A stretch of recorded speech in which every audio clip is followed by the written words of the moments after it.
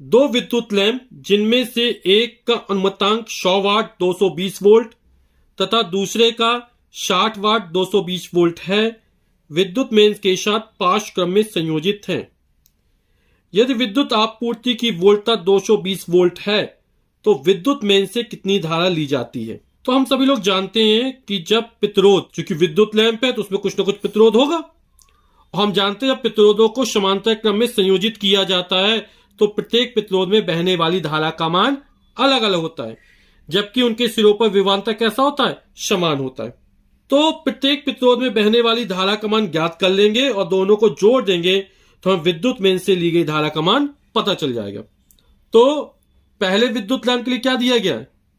P1, वह विद्युत शक्ति 100 वाट है और वोल्टता 220 वोल्ट है। विद्युत मेंस से ली गई धारा हमने I1 मान ली। हम जानते हैं P बराबर क्या, तो VI होता है, तो I बराबर क्या हो जाएगा? P अपॉन V, यानी P1 अपॉन V1। चूंकि V1 दोनों समान है तो V भी मान सकते थे। P1 का मान 100 वाट है, V1 का मान या V का मान 220 है। 10 से 10 का 10/22 हो जाएगा हमारा, और हम 2 से काट देंगे, 2 पंचे 10 और ये 11 बढ़ जाएगा। तो I1 का मान निकल आएगा 5/11 एम्पियर। इसी प्रकार दूसरे विद्युत लैंप के लिए P2 का मान 60 वाट दिया है और चूंकि समांतर क्रम में संयोजित है तो विभव समान होगा, 220 वोल्ट ही है।